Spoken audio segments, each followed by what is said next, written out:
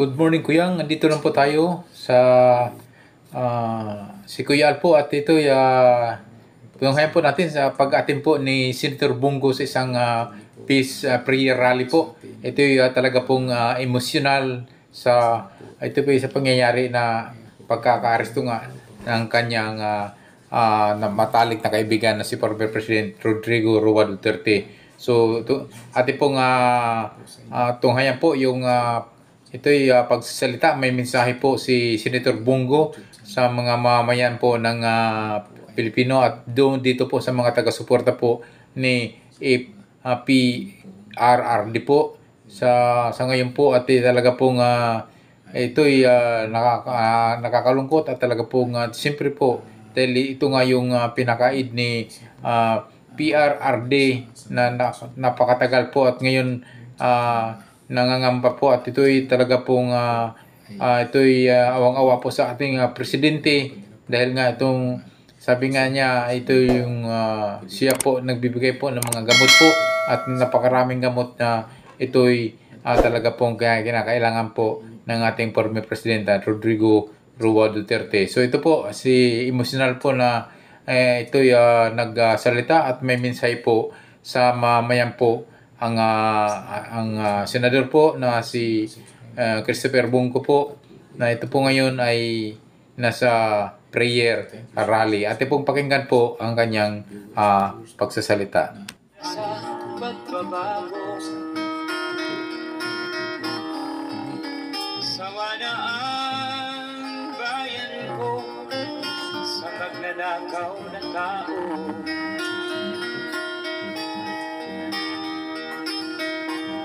Madilim na kahapon,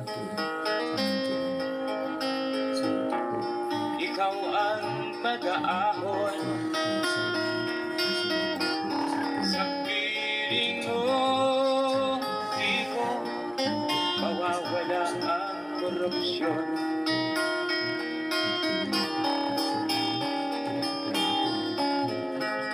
Tayo na Pilipinas, tayo na magbago. Hawak kamay tayo para sa pag-asenso. Ikaw at ako, tayong lahat kay Rodrigo Duterte para sa tunay na pagbabago.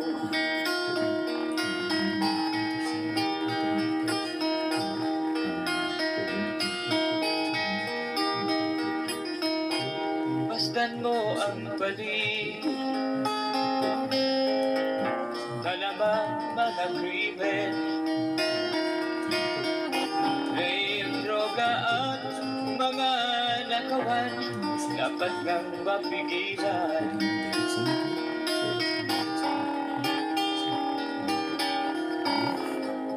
Tayo na Pilipinas, tayo na magbago. Hawak kamay tayo para sa pag-asenso.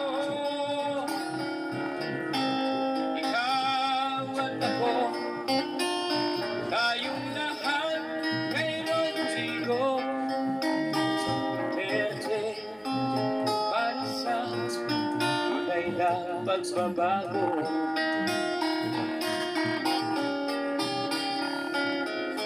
Ikaw at ako, tayong lahat kay Rodrigo Duterte para sa tunay na pagbabago.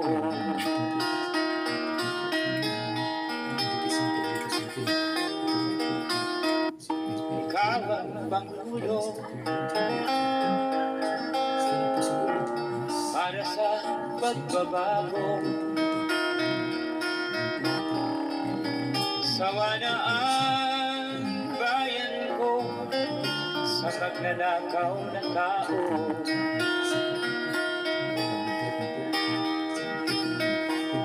Madilim na na kahapon, ikaw ang mag-aahon sa piling mo. Di ko mawawala ang korupsyon.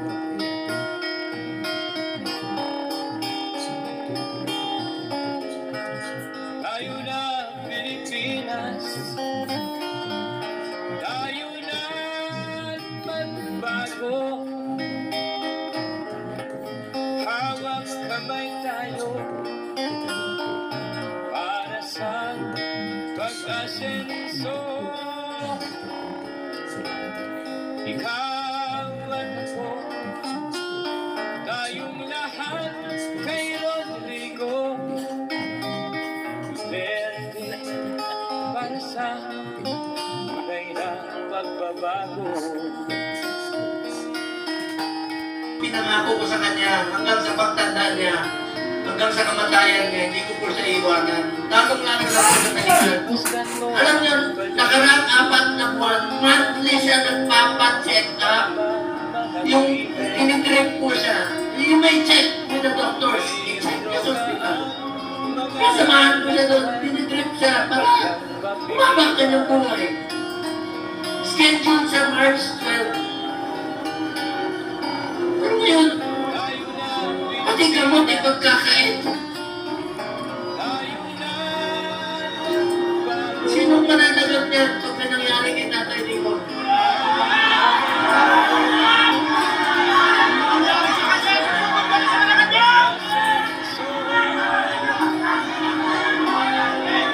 February, umpisa nung December, siya sa Cardinal, sinuhaan ko siya. Kasama si Ma'am Hanelet. Enero, bumalik-uli kami. Pebrero, bumalik-uli kami. March 12 po siya schedule ulit. Para sa pagpapagamot niya. Pinagkait nila. Pati gamot. Ayaw ibigay sa kanya. Alam niyo, wala siyang sinelas. Pati sinelas. Pati sinelas niya, wala. Nakapaa. Huli namin pag-uusap, nasa aeroplano siya. Sabi ni Bingo, Tony Duterte, nakapaa siya. Buti na lang, may nagsuot ng kanyang suot kahapon. Ang lamig doon. Alam niyo, salamat, piloto niya, isang co-pilot doon. Binigay niya yung kalo niya kay Tatay Digong. Hindi alam niya naman. Pinaba siya sa stretcher, mag-isa siya. Hindi alam ni Atty. Medalena. Siya sa dinala.